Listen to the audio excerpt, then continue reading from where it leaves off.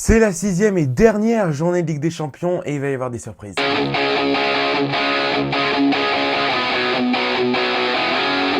Marseille va mal, mais Marseille joue bien. C'est tout le paradoxe de cette rencontre. Marseille est bon, plutôt dans le niveau de jeu. Le seul défaut marseillais, c'est parfois de prendre trop son temps, etc. Et ça va être très important face à Tottenham. Ils vont devoir jouer vite, ils vont devoir être bons, ils vont devoir jouer en première intention, comme ils l'ont fait face à Francfort en première période, où ils ont joué en première intention, et c'est ce qui a conduit le but de Guendouzi. Après, le problème marseillais, c'est qu'il est individuel, c'est-à-dire que quand on voit ce que fait Igor Tudor par rapport à l'effectif qu'il a, je trouve ça assez honorable. Igor Tudor fait du très bon boulot à l'Olympique de Marseille. Après, je pense qu'il faut être lucide. Est-ce que Tottenham ne serait pas tout simplement plus fort? C'est la véritable question. Mais bon, c'est pas dans une grande sérénité quand même que je vais pronostiquer la victoire de l'Olympique de Marseille. Liverpool affronte Naples. Alors Liverpool, c'est un peu le yo-yo, c'est-à-dire qu'il y a quand même 15 jours, c'était il y a seulement 15 jours, ils avaient battu Manchester City avec une solidité, un niveau exceptionnel. Et puis là, ils s'effondrent face à Nottingham Forest, ils s'effondrent face à Lille, ils font un match très médiocre face à West Ham.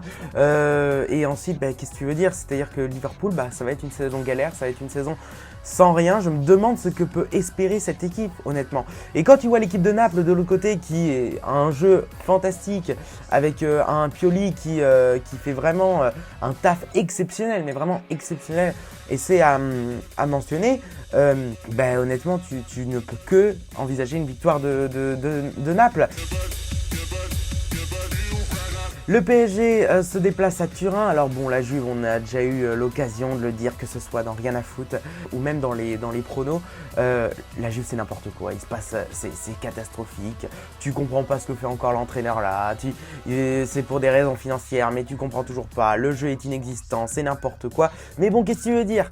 Qu'est-ce que tu veux dire de plus? Parce qu'on sait qu'ils ne changeront pas d'avis et que Allegri sera a priori sur le banc jusqu'à la fin de la saison.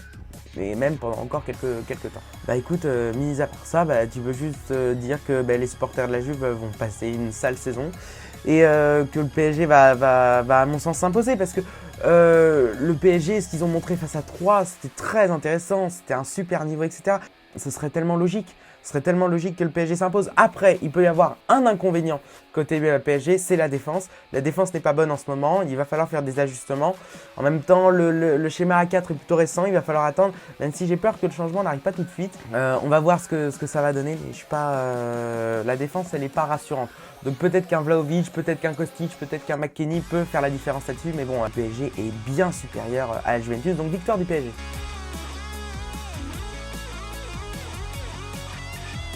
Et enfin, un match important, Manchester City-Séville. Séville doit jouer sa qualification. Alors Séville, le problème c'est que ça va pas du tout bien.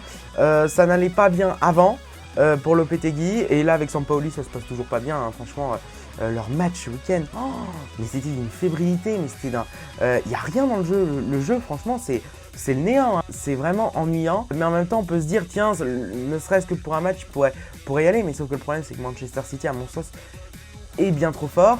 Quand ils sont avec Erling Haaland, là ce week-end ils avaient Alvarez devant, c'était vraiment pas incroyable en termes d'efficacité, on l'a pas beaucoup vu, donc franchement c'est Manchester City, c'est compliqué.